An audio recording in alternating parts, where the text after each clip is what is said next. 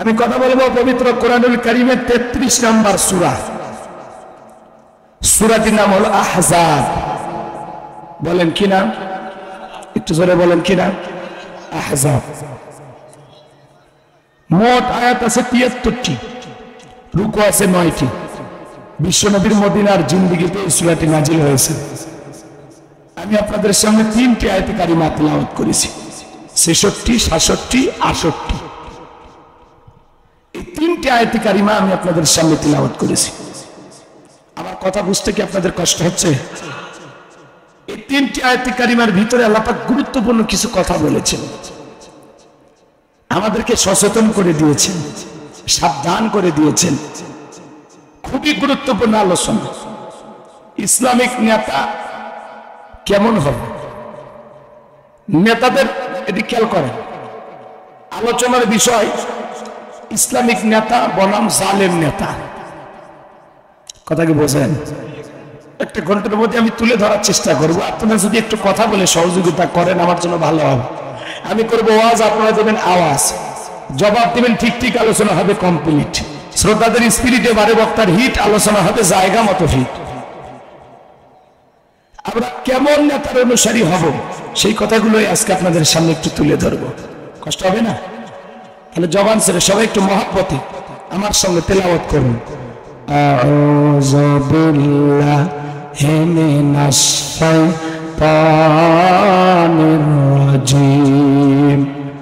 বিসমিল্লাহির রাহমানির রহিম। বিতাড়িত মুরতাদ শয়তানের কাছ থেকে আল্লাহ পাকের কাছে আশ্রয় প্রার্থনা চাচ্ছি। পরম করুণাময় দয়ালু আল্লাহ তাআলার নামে শুরু করছি। আমার আল্লাহ রাব্বুল আলামিন বলেন, ইয়াউমা তাকাল্লাবু ওয়াজুহুহুম ফিন্নার। আর একটু জোরে বলেন আল্লাহু আকবার।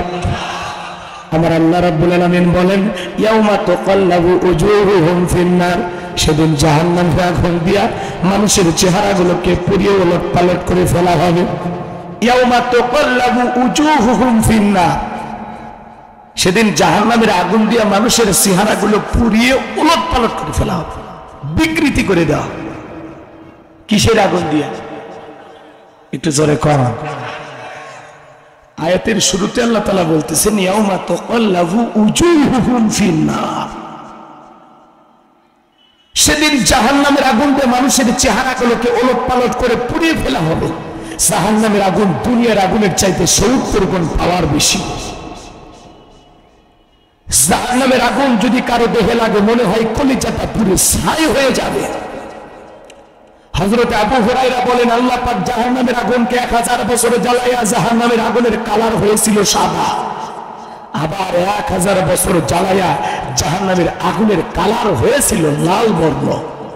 আবার 1000 বছর জাহান্নামের আগুন জ্বালায়া জাহান্নামের আগুনের কালার হয়ে গেছে কৃষ্ণ বর্ণ, অন্ধকার রাত্রির মতো কালো।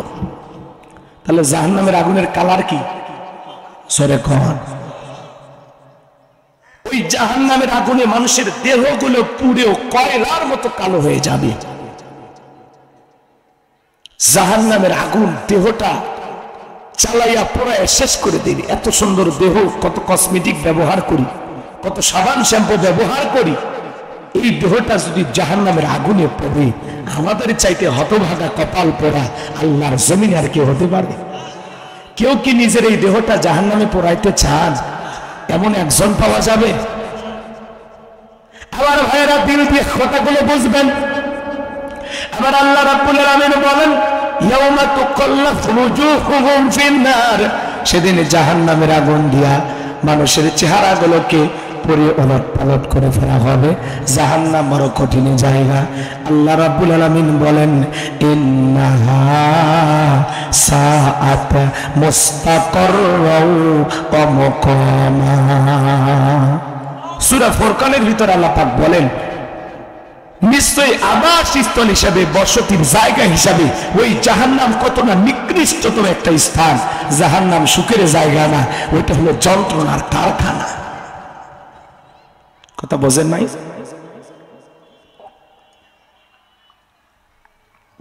রোদের তাপ সহ্য হয় না, সূর্যের তাপ থেকে বাঁচার জন্য বাড়িতে এসি লাগাইছেন, ফ্যানের ব্যবস্থা আছে, সামান্য গরম। আর জাহান্নামের এই তীব্র ভয়ঙ্কর আগুনের সেই লিলিহান শিখা, সেই তীব্র গরম আপনার আমার পক্ষে সহ্য করা সম্ভব নয়। এই জন্য প্রত্যেকটা ওয়াক্তে সালাত আদায় করে আল্লাহর কাছে দোয়া করে বলবেন, আল্লাহ ওই কঠিন ভয়ঙ্কর জাহান্নামের আগুন থেকে আমাদেরকে মুক্তি দাও। পারবেন তো ইনশাআল্লাহ? হুজুর নামাজ পড়তে 2 মিনিট লাগে, তো দোয়া কখন আর মুক্তি চাইবো কখন? কথা কয় না গো? মসজিদে ঢুকতে দেরি, বেরোতে দেরি নেই, তো উনি দোয়া করবে কখন? জাহান্নাম থেকে বাঁচার জন্য আল্লাহর কাছে কাটতে হবে। নিজের গুনাহ অনেক হয়েছে, এই যে গুনার কথাগুলো ভেবে উনি তপ্ত হয়ে আসামির মতো স্যালেন্ডার করে আল্লাহর কাছে যে আত্মসমর্পণ করতে হবে, সেই সুযোগটা কোথায়? দুনিয়াতে এমন ভাব নিয়ে চলি মনে হয় আমার কোনো পাপ নেই, কোনো গুনাহ নেই, কি করছি তাই কিচ্ছু করিনি, না কারো আম চুরি করছি, জাম চুরি করছি, কারো বইয়ের অন্য ধরে টান দেয়নি, আমি ভালো মানুষ, এরকম ভাবতেছেন? কত ওয়াক্ত নামাজ কাজা করছেন, আজকে যদি এখনই আপনাদেরকে খাতা দেই হিসাব করে বাই করতে পারবে? তো ধরা তো খায়া আছেন আপনি। যেভাবে মানুষের সাথে ব্যবহার করার দরকার সেভাবে কি ব্যবহার করছেন? না প্রতিবেশীর সাথে ভালো ব্যবহার করি, না গ্রামবাসী, না এলাকাবাসী, না স্ত্রী, না সন্তান। আমাদের ব্যবহার তো খুব একটা ভালো না। আমার আচরণের কারণে কত মানুষে কষ্ট পাইছে, মন থেকে অভিশাপ বদদোয়া দিচ্ছে, তার হিসাব নেই। কথা কোন ঠিক না? আমি আমার কর্মচারীকে যে মেসেজ দেখাইছি, কথা কয় না গো, আমি আমার বিবিকে যে মেজাজ দেখাইছি, এগুলো নিয়ে যদি আপনি একটু অনুশোচনা করেন, একটু ভাবেন, একটু চিন্তা ফিকির করেন, দেখবেন আপনার ভিতরে বারবার ধিক্কার আসবে, মনে হয় আমি দুনিয়ার সবচেয়ে নিকৃষ্ট পাপী গুনাহগার। তখন আর নিজেকে এত পাক্কা ইমানদার মনে হবে। নিজেকে যত ছোট করবেন আল্লাহ সমাজের চোখে তত আপনাকে বড় করবে। মনে করবেন এই গ্রামের সবচেয়ে খারাপ মানুষটা আমি, কথা কয় না, সবচাইতে বেশি পাপী আমি, এলাকার সবচাইতে বড় গুনাহগার যদি কেউ থাকে আমি। এটা যখন ভাববেন তখন দেখবেন আপনি খাঁটি মুমিন হয়ে যাবেন। নেক আমলের প্রতি মালিকের সাথে সম্পর্ক গভীর হবে। আয়াতের শুরুতে আল্লাহ তাআলা কি বলতেছেন? ইয়াউমা তাকাল্লাবু উজুহুহুম ফিন-নার, সেদিন জাহান্নামের আগুন দিয়ে মানুষের চেহারাগুলোকে পুড়িয়ে ওলটপালট করে ফেলা হবে। সেদিন তারা জাহান্নামের আগুনে জ্বলবে আর আফসোস করে বলবে, ইয়াকুলুনা ইয়া লাইতানা আতা'না আল্লাহ ওয়া আতা'নার রাসূলা। সেদিন তারা আফসোস করে বলবে, হায় আফসোস, আমরা যদি দুনিয়াতে আল্লাহকে মানতাম, রাসূলকে মানতাম, আল্লাহর আনুগত্য করতাম, রাসূলের আনুগত্য করতাম, তাহলে আমাদেরকে এইভাবে জাহান্নামের আগুনে জ্বলা লাগতো না। তারা মানে এই মানুষগুলো জাহান্নামে কেন গেছে? তারা তখন স্বীকার করে বলবে, ইয়াকুলুনা ইয়া লাইতানা আতা'না আল্লাহ ওয়া আতা'না রাসূলা। হায় আফসোস, আমরা যদি দুনিয়াতে আল্লাহকে মানতাম, রাসূলকে মানতাম, আল্লাহর আনুগত্য করতাম, রাসূলের আনুগত্য করতাম, আল্লাহর বিধান মোতাবেক চলতাম, নবীর আদর্শ মোতাবেক চলতাম, তাহলে আমাদেরকে এইভাবে জাহান্নামের আগুনে জ্বলা লাগতো। তাহলে ওরা দুনিয়াতে আল্লাহকেও মানে নাই, রাসূলকেও মানে নাই। এইবার চলেন, ওরা যে মানলো না, ওরা নিজের ইচ্ছাই মানলো না, নাকি ওদেরকে কেউ মানতে বাধা দিয়েছিল, সেটা একটু জানার দরকার আছে না? আল্লাহ তাআলা পরের আয়াতে স্পষ্ট করে জানিয়ে দিলেন।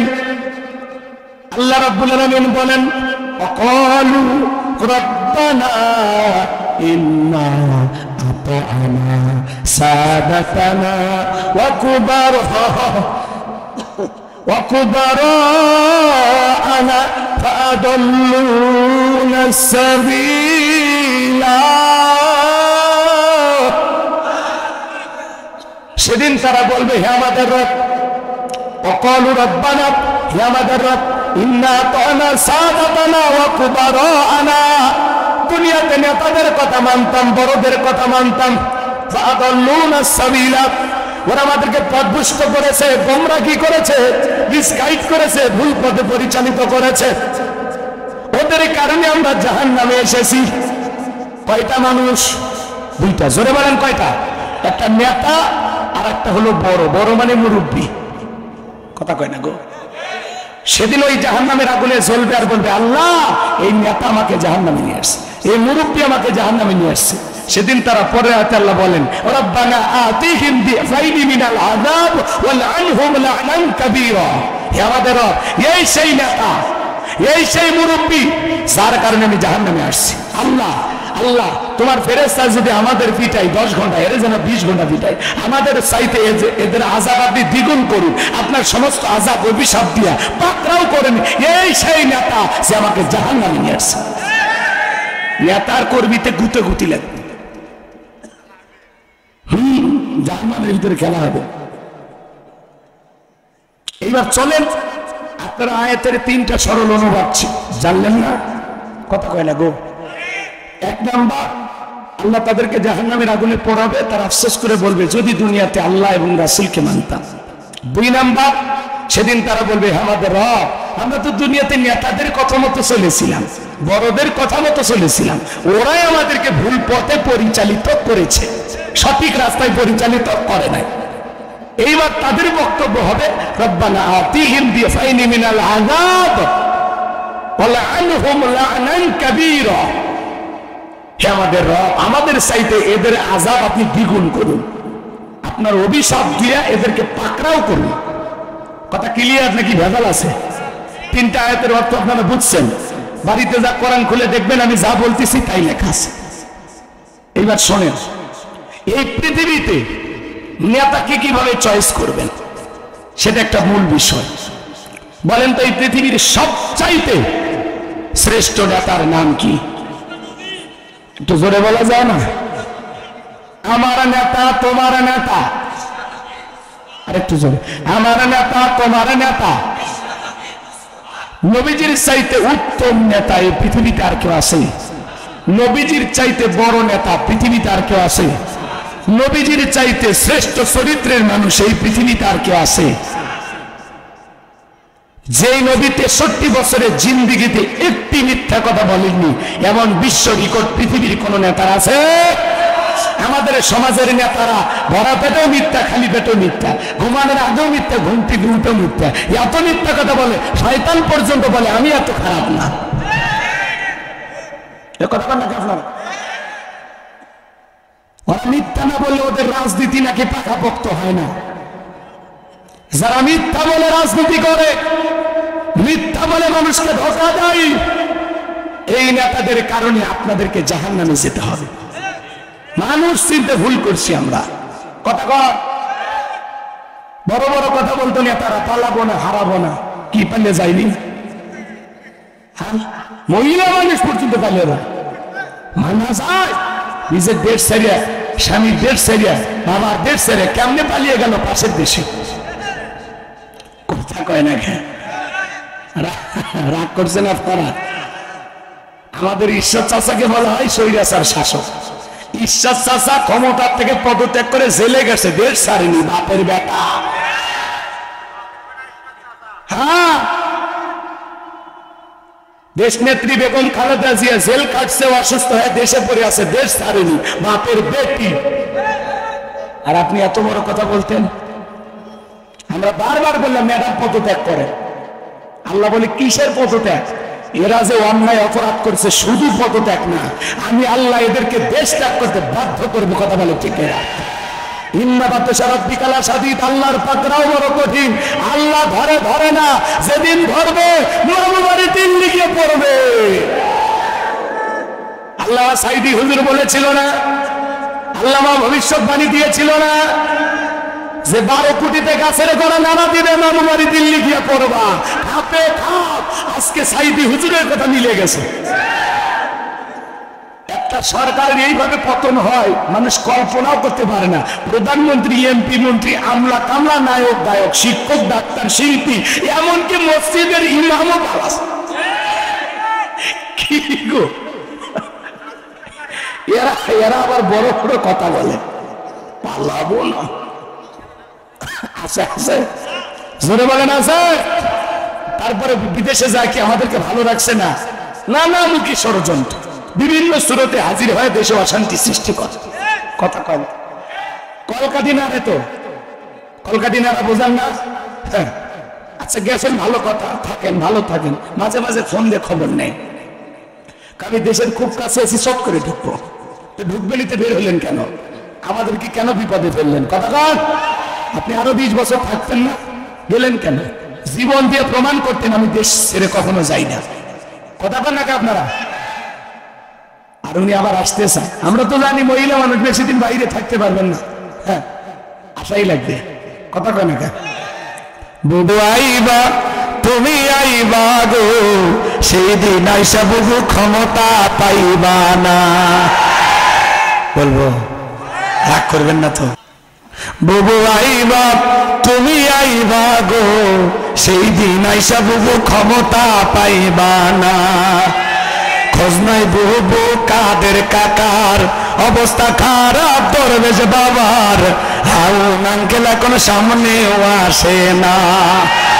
নেহাতা করবি সব জেলের ভিতর, আমি আসি ডরের ওপর, কখন জানি আসে গ্রেপ্তারি পরোয়ানা।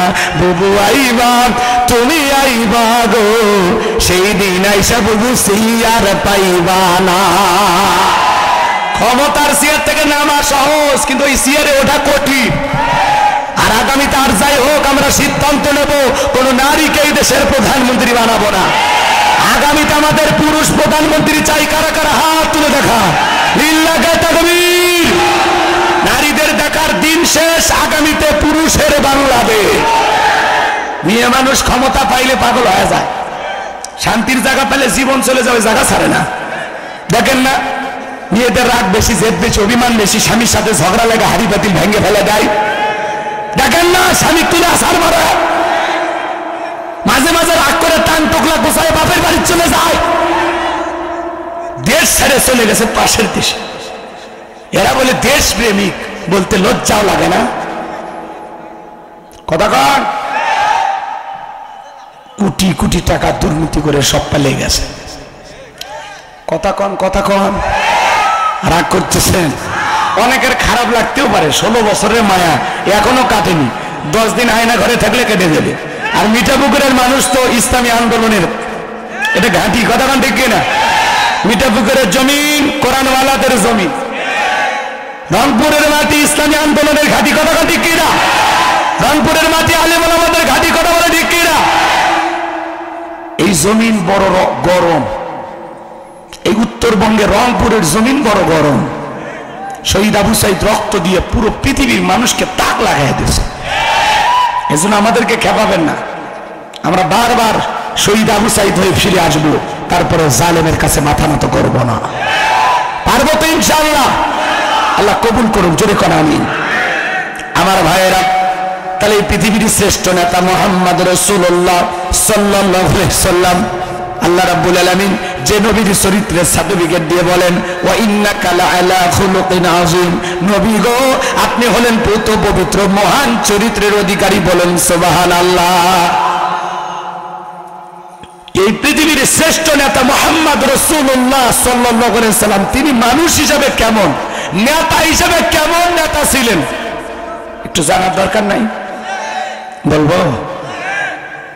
দেখেন, একজন ইহুদি এসে মসজিদে পেশাব করে। আপনারা ঘটনা জানেন, ঘটনাগুলো আমি এইভাবে বলবো না, মন দিয়ে কথাগুলো শুনবেন। মসজিদে এসে এক ইহুদি পেশাব করে। হযরত ওমর ফারুক ডেকে বলে, নবী, ইহুদির এত বড় সাহস মসজিদে পেশাব করে, আপনি কেন অনুমতি দেন? খাপ থেকে তরবারি বের করেছি, এক কোপে দেহ থেকে কাল্লা ফেলায় দেব। আল্লাহ রাসূল বলে, চুপ করো, পেশাব করতে দাও। কিছুক্ষণ পর হযরত ওমর ফারুক আবার বলে, নবী দেখেন সারাদিন পেশাব করে না, কি পরিমাণে পেশাব করে মসজিদ মেগে যাচ্ছে, আপনি বলি একবার কর, জীবনে আর পেশাব লাগবে না, সেই ব্যবস্থা করবো। আমার নবী বলে, চুপ কর। পৃথিবীর শ্রেষ্ঠ বৈজ্ঞানিক ডাক্তার ছিলেন মুহাম্মদ রাসূলুল্লাহ সাল্লাল্লাহু আলাইহি সাল্লাম। এখন বর্তমান বিজ্ঞানীরা প্রমাণ করে, পেশাব করতেছে বা পায়খানা করতেছে, এরকম জরুরি সারা অবস্থায় কোনো মানুষকে যদি ধমক দেওয়া হয় আর কোনো কারণে যে পেশাবটা ভিতরে আটকে যায়, এর কারণে দেহের ভিতরে বড় বড় রোগ হওয়ার সম্ভাবনা আছে। এই জন্য আপনারা যখন পাবলিক টয়লেটগুলো ব্যবহার করেন, খবরদার ওই যে জোরে জোরে ধাক্কা মারবেন না, বাইরে যে জুতে দিয়ে বাড়িতে মিস কল দিবেন, গলা খাকড়ে কিন্তু মনে হয় দরজা ভাঙে ভিতরে ঢুকবে, আর একজন যে কাপড় কোন অবস্থা আছে আপনার টেনশন নাই। এই জন্য এইগুলো খেয়াল রাখা লাগবে। রাগ করতেছেন আপনারা? আর ওইটা তো অফিস, ওখানে কেউ ঘুমাইতে যায় না, জরুরি কাজ সারার জন্য যায়, আর কাজ হয়ে গেলে কেউ বসে থাকবে না। কথা ঠিক কি না? এই জন্য খুব সতর্ক থাকবেন আমার ভাইয়েরা। ইহুদির পেশাব করা শেষ হয়ে গেল, নবীজি কাঁধে হাত রাখলেন, ডেকে বলে শোনো, তোমরা যে উপাসনায় ইবাদত করো ওইখানে যা যদি কেউ পেশাব করে তুমি কি করবা? ইহুদি খাপ থেকে তরবারি বের করে বলে নবী, তার মধ্যে আর আমার মধ্যে ফয়সালা করবে এই তরবারি। নবী আমার ডেকে বলে, ইহুদি তুমি যেই জায়গায় দাঁড়িয়ে পেশাব করেছো এই জায়গায় আমরা আমাদের মালিক আল্লাহকে সিজদা দিই, আর কোনোদিন এই জায়গায় তুমি পেশাব করবা না।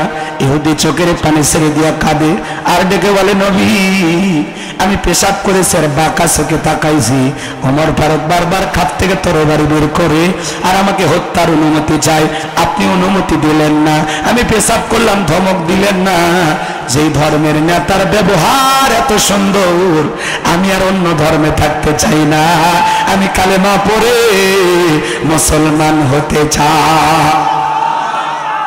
নবীজির উত্তম আখলাক দেখে, নবীজির চরিত্র দেখে, নবীজির ব্যবহার দেখে মানুষ দলে দলে ইসলাম ধর্ম গ্রহণ করেছেন। চিৎকার মেরে বলুন সুবহানাল্লাহ। ভালোবাসাতে বিশ্ব জয় করা যায়, ঘৃণা দিয়া নয়, হিংসা দিয়া নয়, অহংকার দিয়া নয়। কথা বলে ঠিক কিনা? হে যুবক মনোযোগ দিয়ে শুনে যাও। আর একটা ঘটনা বলি, নবীজির অসংখ্য ঘটনা আছে, কয়টা বলবো? দিনের পর দিন চলে যাবে, রাতের পর রাত চলে যাবে, আলোচনা শেষ হবে না। আমার ভাইয়েরা, মক্কা বিজয়ের পর বিশ্বনবী মুহাম্মদ রাসূলুল্লাহ সাল্লাল্লাহু আলাইহি সাল্লাম যেদিন মক্কা বিজয় করেছিলেন, যুদ্ধ একটা কৌশল। যুদ্ধ শুধুমাত্র অস্ত্র দিয়ে হয় না, জ্ঞানও থাকা লাগে। কথা বলে না, বুদ্ধি থাকা লাগে।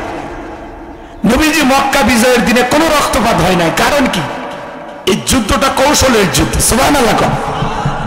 বিশ্বনবী 10,000 সাহাবী নিয়ে মক্কা বিজয়ের দিনে হাজির হয়ে গেছে একটা ফাঁকা ময়দানে। নবীজি আসার পরে বললেন, শোনো,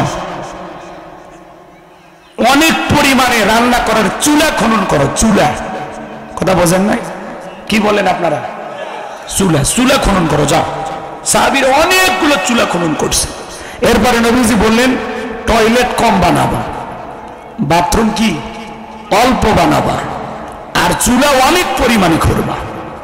এবার আবু সুফিয়ান মক্কার লিডার, তার প্রতিনিধি পাঠাইছে, দেখো তো ভাতিজা মুহাম্মদ মক্কা দখল করতে আসছে, কত বাহিনী নিয়ে আসছে, একটু যাও খবর নিয়ে আসো।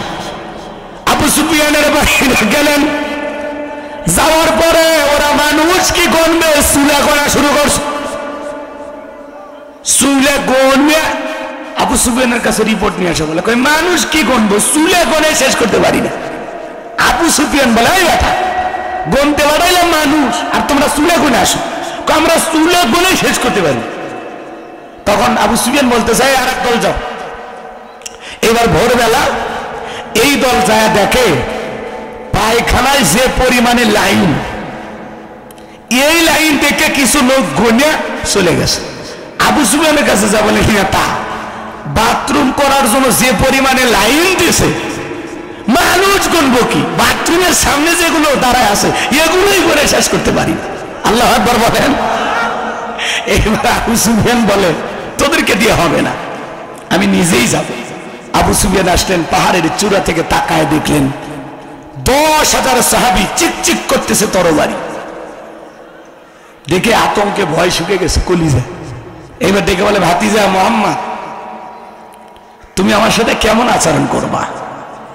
আল্লাহ রাসূল বলতেছে, আপনার আপন ভাতিজা যেমন আপনার সাথে আচরণ করবে, আমি নবী মুহাম্মদ আজকে আপনার সাথে সেই আচরণ করব।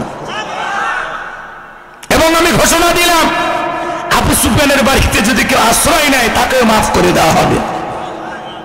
যুদ্ধ একটি কৌশল। সুবহানাল্লাহ। তো যাই হোক, এই প্রসঙ্গে আমার কথা না বাড়াই, মক্কা বিজয়ের পরে নবীজি একজন মানুষের নাম বললেন, ও আমার সাহাবীরা, যাও তো ওসমান ইবনে তালহাকে আমার কাছে নিয়ে আসে। এই ওসমান ইবনে তালহাকে, যার কাছে মক্কায় কাফের বেঈমানরা খানায় কাবার চাবির দায়িত্ব যার হাতে দিয়েছিল, নবীজি মক্কায় থাকা অবস্থায় বিভিন্ন দিন খানায় কাবার চাবি যার কাছে ছিল ওসমান ইবনে তালহা, তাকে বলতে একটু দরজা খুলে দাও, একটু নামাজ আদায় করব, কিন্তু দরজা খুলে দিতেন না।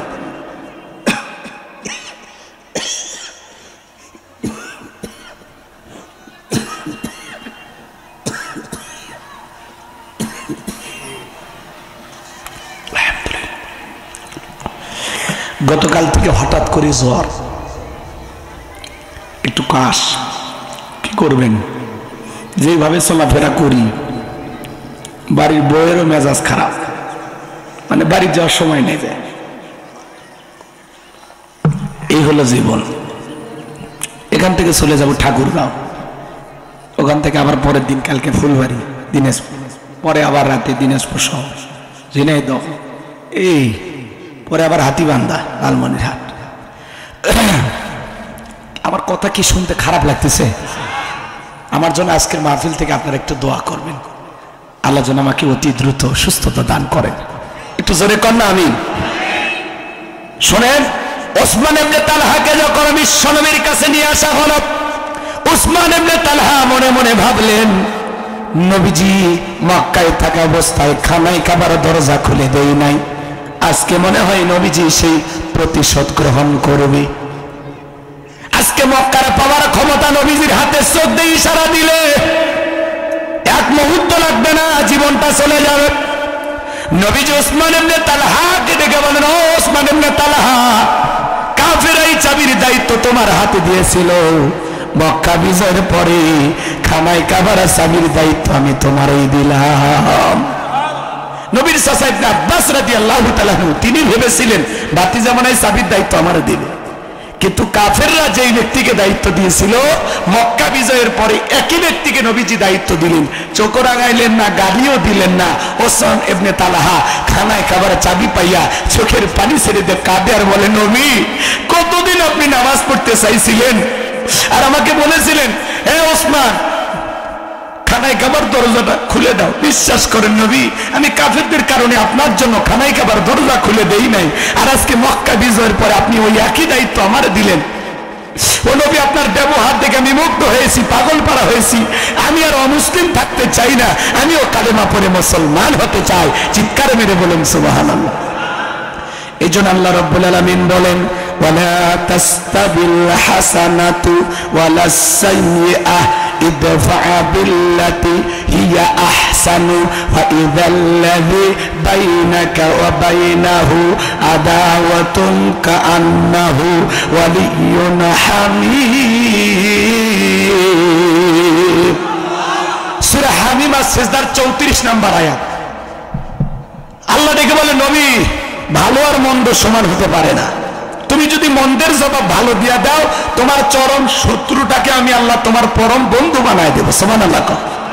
তাহলে এই জায়গায় কি শিখলেন? কেউ যদি আপনারে গালি দেয় আপনি দিবেন সালাম, কলু সালামা, সালাম দিয়ে ভেগে যান। কথা কয় না? আপনারে কেউ দিবে গালি আর আপনি কি দেবেন? সালাম। কেউ আপনাকে রাগ দেখাবে আর আপনি তার সাথে নম্র হয়ে বিনয়ী হয়ে কথা বলবেন। এটা হলো খাঁটি মুসলমানের চরিত্র। কথা বলে ঠিক কিনা? কেউ আমার ফাইসাবাদে গালি দেয়, তোর দেখে না, তোর খবর আছে, তোর কাল্লা থাকবে না, মানে অনেক কিছু বলে আপনাকে গালি দিচ্ছে, আপনি বলবেন ভাই আপনার মেজাজ ভালো না, বুঝতে পারছি, তো আপনি থাকেন, আসসালামু আলাইকুম, পরে দেখা হবে ইনশাআল্লাহ বলে চলে যান। কেউ দেবে গালি, আপনি দেবেন কি? সালাম। এটা হলো আল্লাহর প্রকৃত বান্দার গুণাবলী। সুবহানাল্লাহ। কোন আপনার ভাই আপনারে গালি দেয়, মাইনে নেন, সালাম দেন, আসসালামু আলাইকুম। বড় ভাই আপনার মন খারাপ নাই, ঠিক আছে আপনি থাকেন, আমি যাই। দেখবেন ওই সালামটা যদি দিতে পারেন, ওই ওর রাগ কমপক্ষে 50% কমে যাবে। আর যদি খুব বেশি শয়তান ওরে ধরে, তাহলে বলবে কি যে সালাম কালাম দেশে, বোঝেননি? ঝগড়া তো ঝগড়ায়। কেউ বলে তোর নাক ফেটে, বলে তো আমি আঙ্গুল চুষবো, তোর কাল্লা নাই করে দেব, আমি ডাকাতের সর্দার। কথা কন ঠিক কিনা? এই হলো সমাজের হালচাল। তো এরকম হলে হবে না। আল্লাহর কোরআন বলতেছে, নবী গো, ভালো আর মন্দ সমান হতে পারে না। আপনি যদি মন্দের জবাব ভালো দিয়ে দেন, কেউ আপনার সাথে শত্রুতা করে, আপনি বন্ধুত্বপূর্ণ আচরণ করেন, কেউ আপনারা দেখে হিংসা করে, আপনি ভালোবাসা দেন। কেউ ঘৃণা করে, আপনি ভালোবাসা দেন। কেউ আপনার সাথে বাজে ব্যবহার করে, আপনি ভালোবাসা দেন। কেউ আপনার সাথে বাজে ভাষায় গালি দেয়, আপনি ভালো ব্যবহার করেন। দেখবেন ওই মানুষ আপনাকে গালি দিতে দিতে, শত্রুতা করতে করতে ক্লান্ত হয়ে একদিন এসে বলবে, আবুল ভাই আপনি কি গো, কি আমি এত গালি দেই, আপনার এর দেহের চামড়া নাকি? হ্যাঁ, আপনি কোনোদিন পাল্টা গালি দেন না, খারাপ ব্যবহার করে না, আপনার মতো মানুষ হয় না গো, আপনার দেহ গন্ডারের চামড়া। এত গালি দেয়, কোনোদিন আমার সাথে খারাপ ব্যবহার করলেন না, যান আজ থেকে আপনার সাথে আর শত্রুতা নেই। ওই লোকটাই আপনার শত্রু, ক্লান্ত হয়ে আপনার কাছে হার মানবে। এটা আল্লাহর ফয়সালা, কথা কোন ঠিক কিনা? আল্লাহ বলতেছেন, নবী আপনার শত্রুর সাথে আপনি মন্দ আচরণ করবেন না, আপনি ভালো আচরণ করেন, আপনি মন্দের জবাব ভালো দিয়ে দেন। ওই শত্রুকে বন্ধু বানানোর মতো পরিবেশ তৈরি করে দেওয়ার দায়িত্ব আমি আল্লাহ নিলাম। বলেন সুবহানাল্লাহ। আমরা কি এরকম সবার সাথে ভালো ব্যবহার করতে পারবো তো? ইনশাআল্লাহ। প্রতিবেশী আমাকে দেখে হিংসা করলে আমি হিংসা করবো না। আজকে তো এমনও আছে, দুই ভাই একসাথে জমিতে আলু লাগাইছে, ছোট ভাই বড় ভাইয়ের জমির পাশে যায় দোয়া করে, বলে আল্লাহ আমার চাইতে বড় ভাইয়ের জমিতে আলু বেশি দিও, বলে দোয়া করে না। পারলে আর উল্টো দোয়া করে, আল্লাহ আমার ফসলে আলু বেশি করে দিও আমার জমিতে। আর এই বড় ভাইয়ের জমি যান পচারি দিয়ে